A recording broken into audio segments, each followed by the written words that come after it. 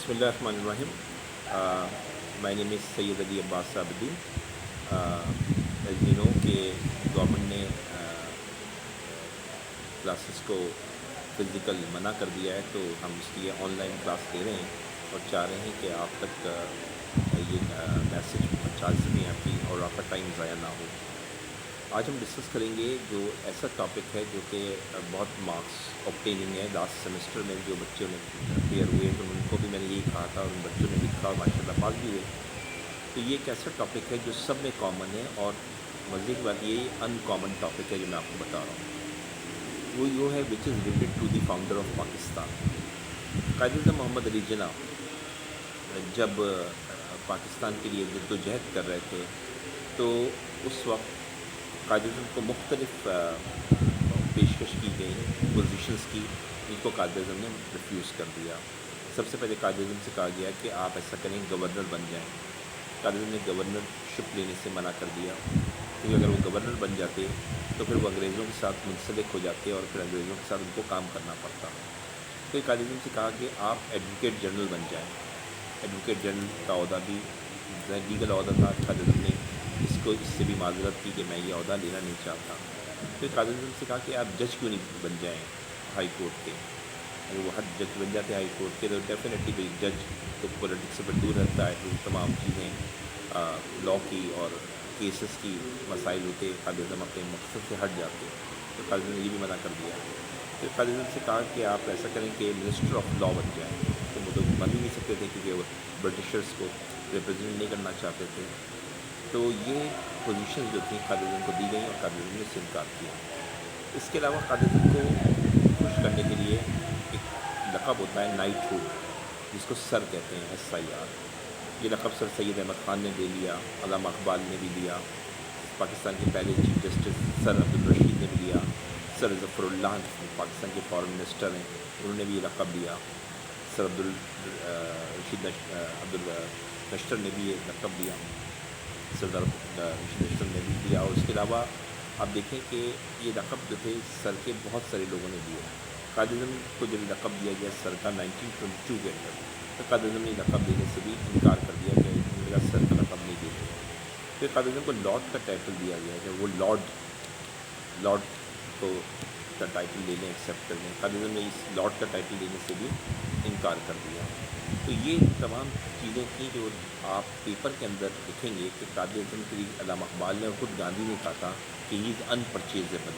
تو یہ چیزیں جو ہے ان پرچیزیبل تھیں. جب ہم نے ڈسکس کیا اس کو انٹرنیشنل فورم پہ تو لوگوں نے ہم سے کہا کہ دیکھیں ٹھیک ہے یہ بہت بڑی بات ہے کہ سر کا لقب چھوڑ دینا، لارڈ کا لقب چھوڑ دینا، منسٹر کی پوزیشن چھوڑ دینا، اور کیا نام ہے ایڈوکیٹ جنرل کی پوزیشن چھوڑ دینا، جج کی پوزیشن چھوڑ دینا ایک بہت بڑا کام ہے. گورنر کی پوزیشن چھوڑ دینا ایک چھوٹی بات نہیں ہے. لیکن انہوں نے کہا یہ سب انگریزوں کی طرف تھی، شاید قائد اعظم نے اس لیے چھوڑ دیا. اگر یہ مسلمانوں کی طرف سے ہوتی تو قائد اعظم اس کو قبول کر لیتے. تو میں آپ کو بتانا چاہتا ہوں کہ قائد اعظم آج کل تو خیر جو رواج بن گیا آپ نے دیکھا ہوگا کہ ہر جو سیاستدان ہے ہر سیاستدان یونیورسٹی سے PhD کی ڈگری آنرری لے لیتا ہے.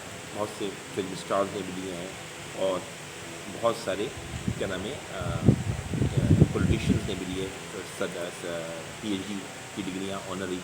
قائد اعظم کو علی گڑھ یونیورسٹی نے آفر کی کہ آپ کو، اور ضیاء الدین صاحب اس کے جو وائس چانسلر تھے جو ڈاکٹر عاصم جو موجودہ ڈاکٹر عاصم ہیں ان کے نانا ڈاکٹر عاصم سے کو نے نانا نے قائد اعظم سے بہت کہا کہ آپ جناح صاحب آپ یہ PhD کی ڈگری PhD ان لاء لے لیجیے.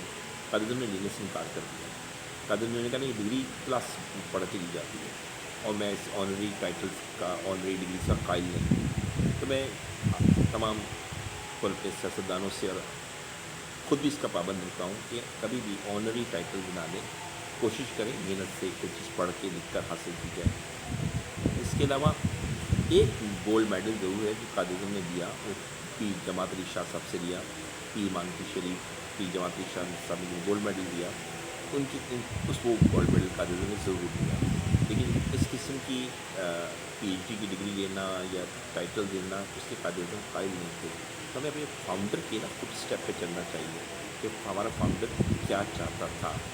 اس کے علاوہ ایک اور چیز جو میں آپ کو چاہتا ہوں کانسیپٹ کلیئر کرنا، وہ یہ ہے کہ اکثر جب 14 اگست آ رہی ہے 2 ہفتے کے بعد، تو ہم 14 اگست بناتے ہیں، انڈیا 15 اگست بناتا ہے. یہ بھی بڑی امپورٹنٹ ہے جو آپ کو معلوم ہونی چاہیے کہ دونوں کا دن انڈیپینڈنس کا ایک کیوں نہیں ہے. تو دونوں ایک ہی دن آزاد ہوئے ہیں، تو ہم 14 اگست بناتے ہیں، انڈیا 15 اگست بناتا ہے. اس کی وجہ کیا ہے؟ دیکھیے، اس کی وجہ یہ ہے نمبر 1 کہ پاکستان آزاد ہوا ہے 47 میں. پاکستان کی آزادی سے 2 سال پہلے ورلڈ وار 2 ختم ہوئی تھی. اور کیسے ختم ہوئی تھی؟ جب ہیروشیما ناگاساکی کے پر 6 اگست اور 9 اگست کو امریکہ نے ایٹم بم مارے، تو جاپان نے 15 اگست 1945 کو سرنڈر کر دیا. تو انگلینڈ کے لیے بڑی فتح تھی. انگلینڈ جنگ ہار رہا تھا، جاپان چھایا ہوا تھا پوری جنگ میں. اور اس جنگ کا جو سپریم کمانڈر تھا وہ لارڈ ماؤنٹ بیٹن تھا. یہ لوگوں کو نہیں پتہ ہوتا ہے، بچوں کو اکثر. اس جنگ کو جو لیڈ کر رہا تھا وہ لارڈ ماؤنٹ بیٹن تھا 1945 میں. اور یہی شخص 1947 میں 2 سال کے بعد، ورلڈ وار کے 2 سال کے بعد، جب انڈیا آیا تقسیم کرنے کے لیے انڈیا اور پاکستان کو، تو اس نے کہا کہ قائد اعظم سے، نہرو سے، کہ میں چاہتا ہوں 15 اگست کا دن ہو، کیونکہ یہ میرے لیے زندگی کا خوشی کا دن ہے. میں ہاری ہوئی جنگ جیتا تھا، اور میں چاہتا ہوں کہ 15 اگست کو آپ کی یہ سیرمنی ہو، اور 15 اگست کو میں بھی اپنی سیرمنی مناؤں کہ میں نے فتح کیا ورلڈ وار، جس میں کروڑوں لوگ مرے، آپ کو پتہ ہے. تو قائد اعظم نے 15 اگست دینے سے انکار کر دیا، اور یہ کہا کہ نہیں، یہ تو ہیومینٹی کے خلاف ہے، جو نیوکلر اٹیک ہوا تھا ایٹم بم کا. اور قائد اعظم نے انکار کیا اور 15 اگست کو نہیں دیا. اور لارڈ ماؤنٹ بیٹن اس پہ ناراض بھی ہوا، اور انڈیا نے نہ صرف 15 اگست کو قبول کیا، بلکہ لارڈ ماؤنٹ بیٹن کو اپنا پہلا گورنر جنرل بھی بنا دیا. اور لارڈ ماؤنٹ بیٹن نے پاکستان سے بھی خواہش ظاہر کی کہ مجھے بھی آپ اپنا گورنر جنرل بنا دیں، میں دونوں ملکوں کا گورنر جنرل بننا چاہتا ہوں. تو قائد اعظم نے کہا کہ اس کا فیصلہ میں نہیں بلکہ مسلم لیگ کرے گی. اور پھر مسلم لیگ نے قائد اعظم کو سلیکٹ کیا، تو قائد اعظم پہلے گورنر جنرل بنے. تو لارڈ ماؤنٹ بیٹن کا کریکٹر آپ کو سمجھ میں آئے، ورلڈ وار 2 کا سپریم کمانڈر تھا. اور اسی کے ڈائریکشنس پہ جو سارے اٹیک ہوئے، امریکہ نے کیا نام ہے ایٹم بم گرایا ہیروشیما ناگاساکی پہ. جاپان، آپ کو یاد ہے ورلڈ وار 2 کے اندر جاپان، جرمنی اور اٹلی میں اس کا کوڈ ہے، کوڈ یاد کر لیں، GIJ. G for Germany, I for Italy, اور جے فار جاپان. یہ تینوں ملک مل کے دنیا سے لڑ رہے تھے، اور اس کو لیڈ کر رہا تھا دوسری طرف انگلینڈ کے ساتھ سارے ملک تھے. انگلینڈ کے ساتھ امریکہ بھی تھا، انگلینڈ کے ساتھ دوسرے ممالک بھی تھے. فرانس ختم ہو گیا تھا، پولینڈ ختم ہو گیا تھا کیونکہ جرمنی نے اسے ختم کر دیا تھا. تو کینیڈا بھی انگلینڈ کے ساتھ تھا، اور اس کا سپریم کمانڈر جو تھا وہ لارڈ ماؤنٹ بیٹن تھا. Lord Mountbatten was a strategic man, very very talented and very competent person for the England point of view. تو اسی لیے اس کو کیا نام ہے ڈویژن کے لیے بھیجا گیا تھا کہ وہ پاکستان اور انڈیا کی ڈویژن کرے.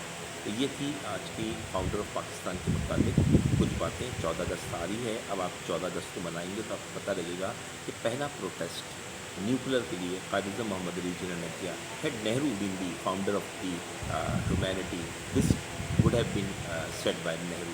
لیکن نہرو صاحب نے تو نہ صرف ان کو گورنر جنرل بنایا لارڈ ماؤنٹ بیٹن کو، پلس یہ کہ 15 اگست کو آج بھی انڈیا اپنا آزادی کا دن مناتا ہے، اور ہم 14 اگست بناتے ہیں. اور جاپان کو بھی چیز بنانا چاہیے، وہ بتانا چاہیے ہمیں، تاکہ ہم جاپان سے اپنے رشتے مضبوط کریں. کوڈ کے اندر آسٹریلیا ہے، جاپان ہے، انڈیا ہے، امریکہ ہے، پاکستان نہیں ہے. ہم جاپان کو جب یہ پتہ لگے گا ہم نے جاپان کے لیے کیا کچھ کیا، تو جاپان ڈیفینیٹلی ہماری طرف بڑھے گا. اس لیے میں کہہ رہا ہوں یہ ٹاپک کرنٹ افیئر کے لیے بھی بڑا امپورٹنٹ ہے. آپ کہیں دکھیں کرنٹ افیئر میں، کوڈ میں پاکستان، جاپان پاکستان کو سپورٹ کریں، ٹھیک ہے نا. اور اسی طرح ہم دیکھیں کہ کیا نام ہے یہ پاکستان افیئر کے لیے بڑا امپورٹنٹ ہے، پولیٹیکل سائنس کے لیے بھی بہت امپورٹنٹ ہے، انڈو پاک ہسٹری کے لیے بھی بہت امپورٹنٹ ہے. یہ میں نے آگے آپ کو بتایا کہ یہ آپ ایسے کے اندر بھی آپ اس کو ڈال سکتے ہیں. جیسے جنرل پوائنٹس ہیں کہ اس کو اس سے اسٹوڈنٹس کو فائدہ ہوگا، اور ایگزامنرس نے جو پڑھے گا وہی ول بی ویری ہیپی کہ ہم نے کوئی نئی چیز پروڈیوس کی. Thank you very much. السلام علیکم.